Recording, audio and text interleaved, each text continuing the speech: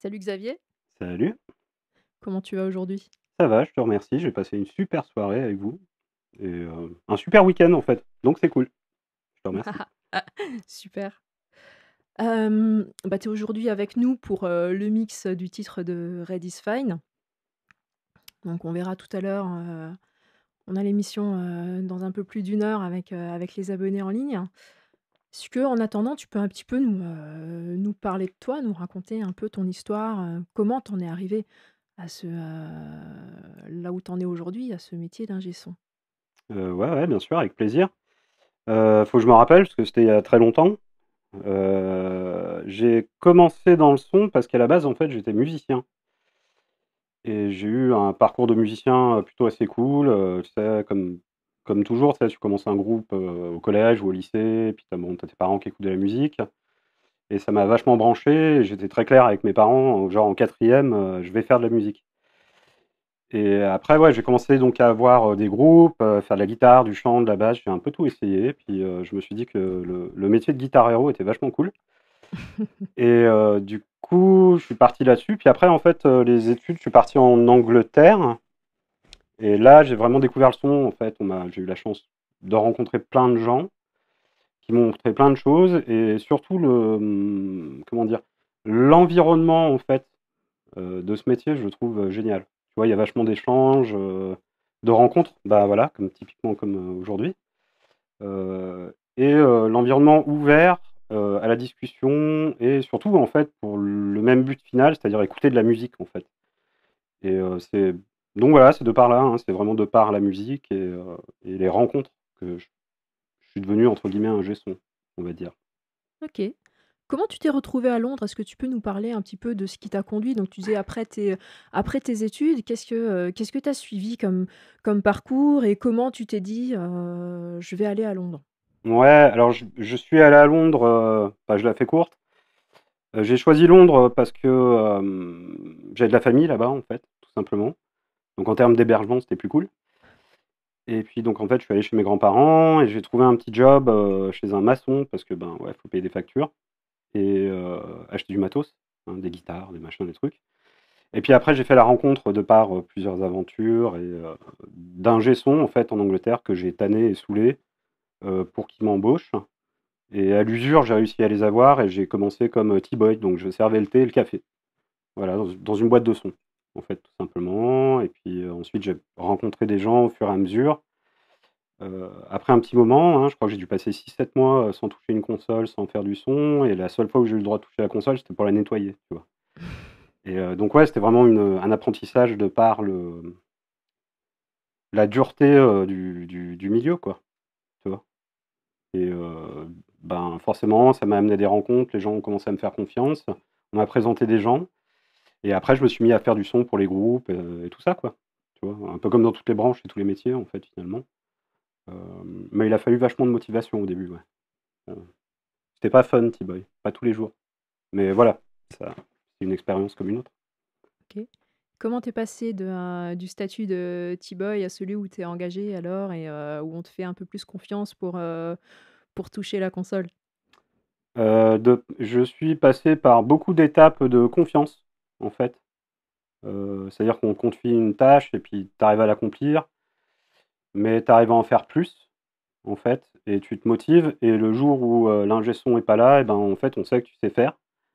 Et on va te confier un projet, par exemple, que ce soit en live et en studio et puis on s'est rendu compte que tu as réussi à faire un projet, ben, on va t'en confier un autre et ainsi de suite, en fait, tout simplement, hein. OK. Donc toi, tu es ingé son, tu as commencé par faire du live ou comment ça a été? Ouais, j'ai commencé par faire du live, heu, tout simplement parce que je kiffe vraiment le live, hein, encore aujourd'hui, parce que j'aimais bien le rapport à la scène, puis j'ai eu l'idée de partir en tournée, tu vois, dans un tourbus ou dans un minibus ou de prendre l'avion avec un groupe, enfin, tu vois, c'est le truc tout bête, tu arrives à l'aéroport avec tes flight cases avec le nom du groupe marqué dessus, c'est un espèce d'aboutissement dans la vie, tu vois? Et ensuite, je me suis intéressé à l'enregistrement après avoir fait des tournées, rencontré des groupes et je me suis dit: «Vas-y, j'essaye de faire ça» et j'ai encore rencontré des gens qui m'ont permis d'apprendre, qui m'ont prêté du matos surtout, tu vois? Quand le groupe te dit: «On aimerait bien enregistrer avec toi, tu as du matos?» «Ouais, ouais, j'ai du matos», mais tu as pas de matos. Donc tu fais appel à tes connaissances, aux anciennes personnes, enfin, qui étaient dans ton cercle avant, qui s'ils peuvent te prêter du matériel et tout et petit à petit, en fait, on te prête du matériel, tu fais des enregistrements et ensuite, tu rencontres un groupe, qui a un peu de succès et puis, ben, là, ça concrétise le truc et d'autres gens te contactent, en fait. Ouais. Ça s'est passé comme ça, en tout cas, pour moi, ouais. Parce qu'à ce moment-là, tu vis encore à Londres alors? Tu y es resté combien de temps? J'y suis resté combien de temps? J'y suis resté, j'ai fait, bien 3 ans après le bac et après je suis revenu, en France. Bon, j'ai rencontré ma compagne et après j'ai alterné pendant une période et ensuite je suis revenu m'installer, je crois au bout d'1 an et demi, 2 ans, il me semble, un truc comme ça, ouais. OK. Qu'est-ce que tu préfères dans ce métier? Et qu'est-ce que je préfère? C'est une bonne question. La musique, enfin l'échange avec les musiciens, en fait, surtout et le rôle que j'aime, c'est de, pouvoir capter, le la musique des artistes et de pouvoir leur rendre, en fait, comme ils l'entendent et bien sûr avec, enfin, ce que moi je sais faire, enfin si je sais le faire et leur rendre la musique et juste voir le sourire qu'ils ont quand ils écoutent leur master, quand il revient, ils sont super contents et tu vois? C'est surtout cette aventure-là, en fait, qui m'intéresse.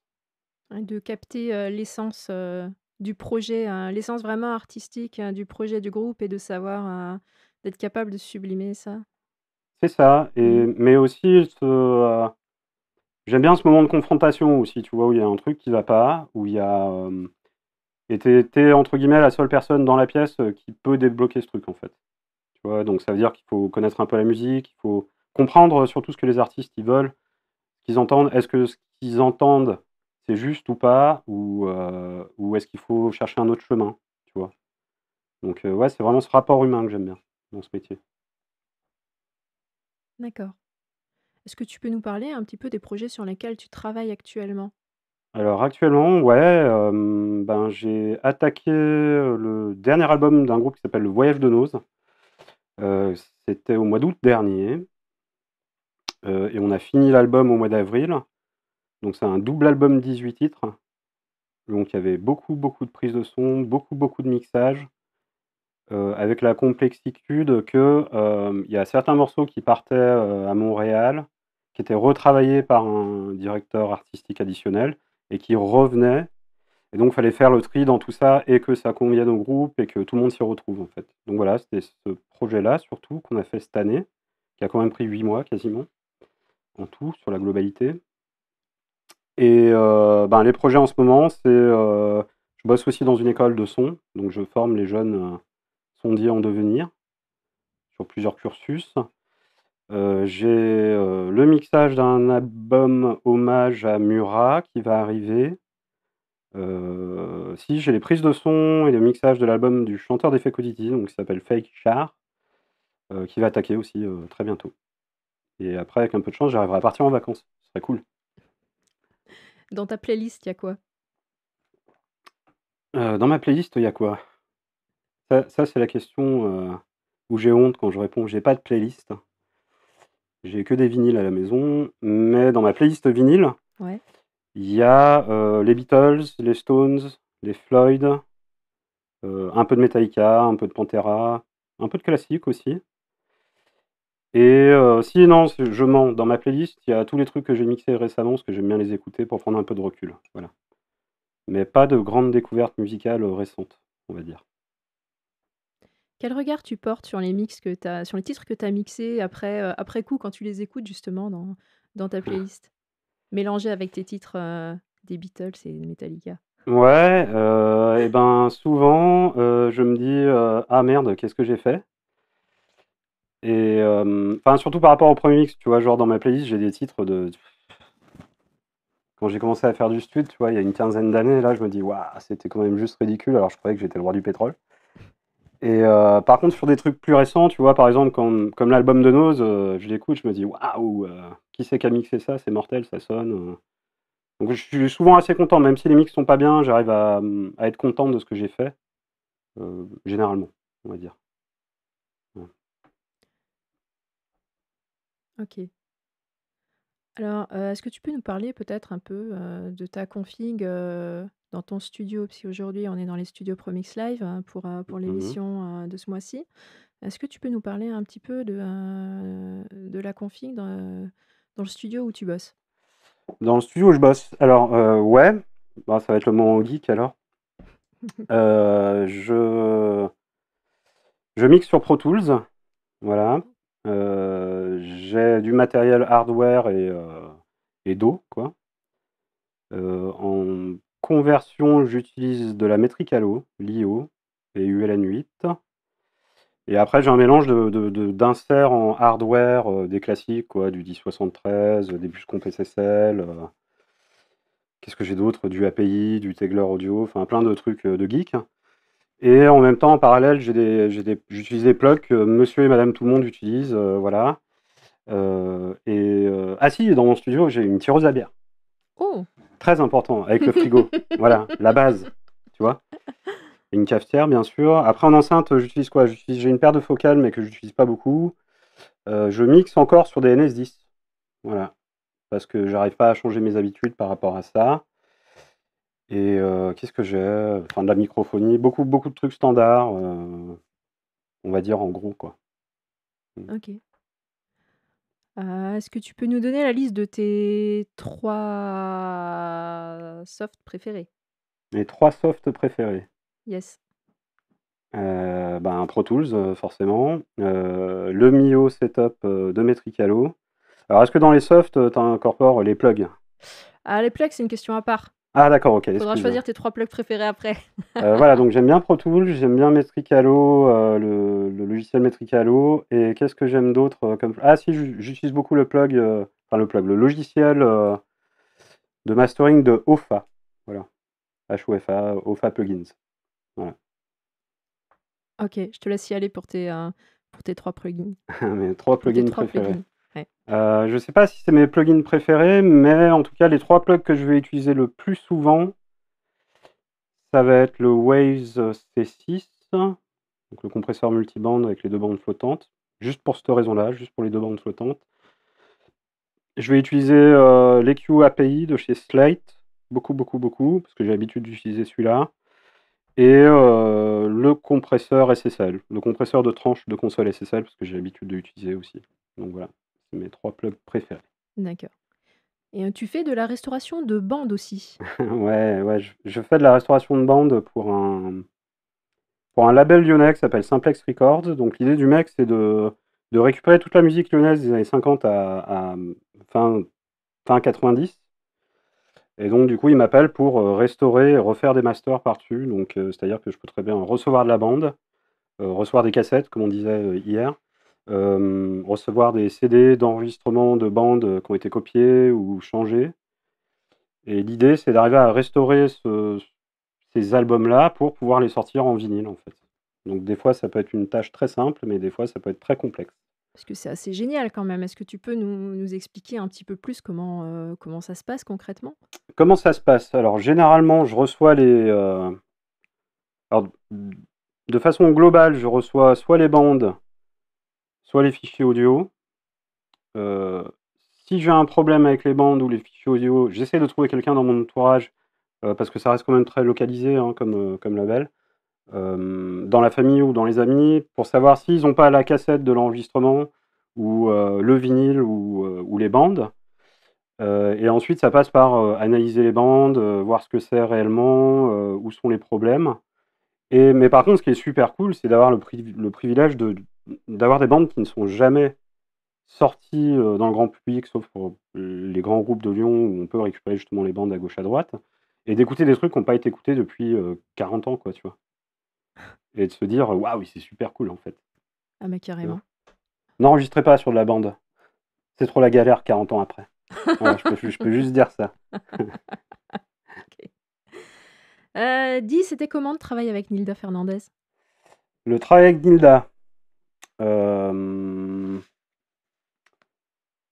c'était un grand apprentissage, parce que Nilda, il avait du caractère, hem, Mais c'était surtout une grande histoire d'amitié et le groupe qui tournait avec lui, c'était, ben, c'est mes meilleurs potes, quoi. C'était les musiciens de Fecodity à la base et franchement, de par les connexions, on a travaillé ensemble dessus. C'était très intéressant, beaucoup de discussions sur la musique avec Ninda, pas la technique. La technique, il s'en foutait complètement. C'était pas son problème, c'était le mien. Mais toujours très agréable, très musical, des grands moments de partage, des grandes discussions philosophiques, tu sais, après les 4 verres de rosé et le whisky. Mais c'était très pour moi, c'était très gratifiant. J'ai beaucoup appris, du patron, on l'appelle encore le boss, hein, avec l'équipe. Au niveau musical, on a énormément appris avec Nilda, ouais. Ouais, on a compris beaucoup, beaucoup, beaucoup de choses. Ouais. Donc c'est très chouette. Alors aujourd'hui, tu vas mixer le titre, de Red is Fine. Est-ce que tu peux nous parler de comment c'était pour toi de mixer ce titre? Comment c'était pour moi de mixer ce titre? C'était super intéressant. Déjà d'une part parce que j'aime bien avoir des choses à mixer où j'ai pas fait des prises de son. Donc ça me permet d'être super détaché, si tu veux. Hem et super agréable parce que le morceau est super chouette, j'ai trouvé déjà et puis la base, c'est quand même juste de faire de la musique avec des morceaux chouettes. Donc ça, c'était super cool. Hem, C'était très intéressant dans le sens où bon, j'ai un petit peu discuté avec Greg, vite fait, sur ce que lui entendait et mon ressenti à moi. Donc il y a eu une petite phase de pas longtemps de discussion, hein. Donc ça permet de comprendre les choses et surtout, en fait, ça fait super plaisir d'avoir des gens qui sont pas forcément des studios d'enregistrement, tu vois? Qui sont suréquipés et qui arrivent à faire des titres chouettes comme quoi, en fait, le son, c'est pas accessoire, mais si le morceau est vachement bien, c'est hyper motivant et on aime bien le morceau, hein. Enfin, je crois que ça fait 2 jours qu'on fredonne le titre. C'était surtout ça qui était intéressant pour moi. J'ai pas rencontré de challenge, technique énorme. Les prises de son étaient bien faites, je pense. Après, c'était surtout une histoire de choix et d'où est-ce que j'emmène le morceau pour que tout le monde soit content, en fait. C'est surtout ça. Mmh. Donc très intéressant, ouais. Donc il y a quand même eu des échanges avec les membres du groupe Il y a eu un pendant échange, le mix? par Messenger, ouais. On a échangé un petit peu, il m'a dit ce qu'il aimait bien, je lui ai dit ce que moi j'aimais bien et ouais, c'était intéressant. Est-ce qu'il y a eu des complexités particulières que tu as rencontrées pendant le mix, du titre? Pendant le mix, alors, si je crois que le truc que j'ai, là où j'ai fait, ben, on le verra sûrement tout à l'heure, hem, là, ce qui m'a pris longtemps, surtout sur ce morceau-là, bon, mis à part comprendre le morceau, écouter la mise à plat qu'ils ont envoyée, c'était choisir les micros parce que les gens ont une tendance à mettre beaucoup, beaucoup, beaucoup de micros. Heu, Par exemple, tu vois, là, j'avais 3 micros par guitare et moi, j'ai réduit le truc à un micro par guitare, parce que je suis assez basique et binaire, on va dire et si ça marche avec un micro, ben, tant mieux. Il y a pas besoin de tout mettre. Hem, donc il y a eu ce choix de la microphonie déjà à choisir qu'est-ce qui s'intègre le mieux dans le mix, et basiquement, c'est juste que j'ai pris l'ensemble des pistes et en fait, j'ai muté, démuté des choses pour voir ce qui marchait. Comme sur la batterie, hein, j'ai pas tout utilisé, j'ai enlevé certains micros parce que je trouvais que ça marchait tout seul. J'aime bien ce côté où ça marche tout seul, où j'ai pas à déformer les choses, pour que ça fonctionne, en fait. Après, le truc technique, c'est toujours, de se demander: «Ah tiens, est-ce que la personne va aimer si je mets ce genre d'effet?» mais après si tu respectes, la mise à plat et que tu vas dans le sens de la mise à plat, tu arrives à conserver quand même ce que les gens aiment, enfin en tout cas j'espère, on verra. Hem mais c'est surtout je pense que c'est du fait que je passe, ça fait un moment que je fais ça et en fait, j'accepte les choses comme elles arrivent dans une session. Si tu veux, je vais pas râler parce Mmh. qu'il y a pas un préampli avec un U47 sur la grosse caisse, tu vois? Je m'en fous. Dans le sens où tu gardes l'essence brute du morceau tel qu'il a été enregistré? Ouais, c'est ça. Puis en Mmh. fait, moi, ma mission à moi, c'est pas enfin, de juger la musique et pas de juger comment ça a été fait. Ouais, moi, ma Mmh. mission, c'est de prendre le morceau et de faire en sorte que tout le monde kiffe le morceau. Tu vois? Donc comme tu disais tout à l'heure, je crois, c'est, valoriser ce talent artistique, de par le travail de mix, en fait, si tu veux. D'accord. Donc tu travailles quand même, beaucoup à distance Mmh avec mh. les groupes. Est-ce que tu peux nous parler un peu comment ça se passe? Comment ça se passe? Alors, bien, généralement. Heu, je fais toute la phase de que en mix, hein. Je fais 3/4 du boulot vraiment tout seul, parce que je pars du principe que les gens me contactent pour avoir un certain type de son et par contre, si on me contacte pour avoir un son que je sais pas faire, je vais pas m'aventurer à essayer de le faire. Je préfère filer le boulot à un collègue, en fait, qui sera mieux à même de le faire que moi. Donc mieux à même de le faire, c'est-à-dire plus rapidement et plus efficace et ça sonnera mieux, c'est clair, je ne sais pas tout faire, heureusement d'ailleurs et après il va y avoir une phase d'échange, c'est-à-dire que je vais envoyer un work in progress, enfin un work in progress, donc un WIP, pour leur donner ma base que je vais envoyer, très rapidement par mail à la fin de la journée et je vais demander des retours et déjà mon premier retour, c'est pas de me faire une analyse à 2 minutes 30, il y a eu un coup de charlet, un machin, un truc, un bidule. C'est ce que je veux, c'est savoir si ça plaît musicalement déjà. Parce que moi, c'est super important. On écoute de la musique, on n'écoute pas un mix, en fait. Mmh. On n'écoute pas une Gibson Les Paul dans un ampli Marshall, tu vois. C'est très Ouais. basique ce que je dis. On écoute de la musique. Et est-ce que la musique nous fait sourire? Est-ce qu'on passe un bon moment? Ou est-ce qu'elle nous fait déprimer? Ou ce qui peut être le cas, hein, si t'écoutes certains groupes. Mais est-ce que le message passe? Pour moi, c'est une histoire de message. Et est-ce que le travail que j'ai fait en amont pour ce WIP permet de transmettre le message que tu voulais faire passer? À partir de ce moment-là, je vais dire: «OK, d'accord, c'est cool, je vais avancer dessus», si tu veux et je vais peaufiner le truc. Je vais avancer, je vais avancer, je vais avancer et ensuite on va arriver à une V1 du mix que je vais envoyer et généralement ça va très vite, hein. Le lendemain matin à 8 heures, j'ai tous les retours, de guitaristes, de bassistes, tout ça, qu'ils ont condensé parce que je veux pas avoir 400 mails, et ils vont me dire: «Voilà, on aimerait bien avoir un peu plus de caisse claire ou un peu plus de voix» ou mais vraiment des choses très, très globales, tu vois? Mmh. Travailler le détail sur un retour de musicien, d'un guitariste qui va me dire: «Ouais, je trouve qu'on n'entend pas assez le solo, je trouve que c'est pas cohérent», tu vois? Par contre, est-ce que le solo marche dans l'ensemble? Plutôt. OK. C'est de la musique, en fait. Cette façon de travailler à distance, ça te convient bien? Ça fonctionne bien? Mais grave. J'ai eu la chance de pouvoir faire les 2, tu vois? Genre être, vraiment dans des gros studios, à mixer avec les artistes et cet extrême-là d'être dans ma grotte et de geeker complètement. Je kiffe geeker tout seul dans ma grotte, ça me pose pas de problème.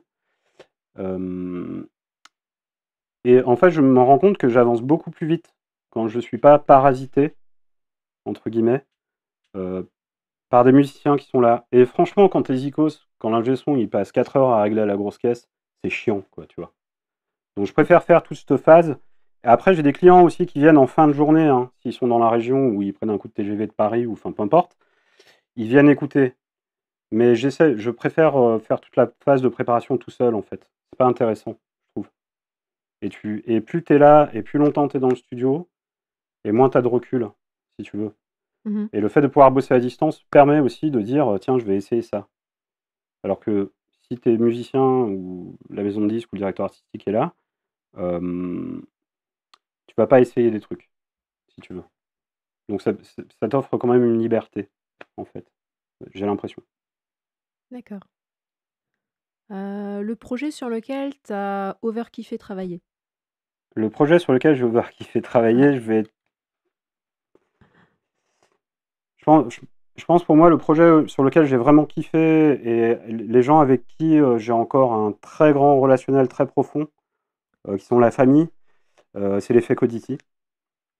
Parce qu'on a grandi ensemble, on a bossé quasiment 15 ans ensemble, sur des dates live, sur du studio et on a développé vraiment un truc affectif, vraiment et j'ai kiffé et c'était un projet où je faisais vraiment partie du groupe, si tu veux. D'accord. J'étais super impliqué dans les décisions, dans j'avais ma voix comptait, j'étais pas juste un pouce-bouton, si tu veux. On va dire, c'est vulgaire ce que je dis, un pouce-bouton. Pour un sondier. Mais voilà, j'ai kiffé parce qu'on a voyagé, on a vécu plein de choses ensemble, on a grandi ensemble et j'enregistre, voilà, comme je disais tout à l'heure, l'album du chanteur, dans quelques semaines, quoi, tu vois? Donc Super. ouais, c'est cool. Quel conseil tu donnerais aux abonnés de Promix Live? Je leur dirais qu'il faut, la technique, c'est une chose, avoir le meilleur matos du monde, c'est une chose, les plugins, c'est une chose. Je dirais, faites de la musique, en fait. On de se dire vraiment que le son, c'est de la musique et si c'est pas musical, tu auras beau avoir le meilleur mix du monde technique, ça intéressera personne, en fait. Mmh. Faut que ce soit musical. C'est super important. C'est le conseil que je donnerais, c'est-à-dire écouter de la musique et mixer de la musique, en fait. Merci Xavier. On Mmh. va se retrouver dans quelques instants pour l'émission avec le titre, de Red is Fine. On remercie d'ailleurs les groupes qui ont participé au concours et qui ont soumis leurs titres. Ça n'a pas été facile de choisir. Mmh. Voilà, en tout cas merci beaucoup Xavier Je t'en et on prie. se retrouve tout à l'heure. Yes, à toutes.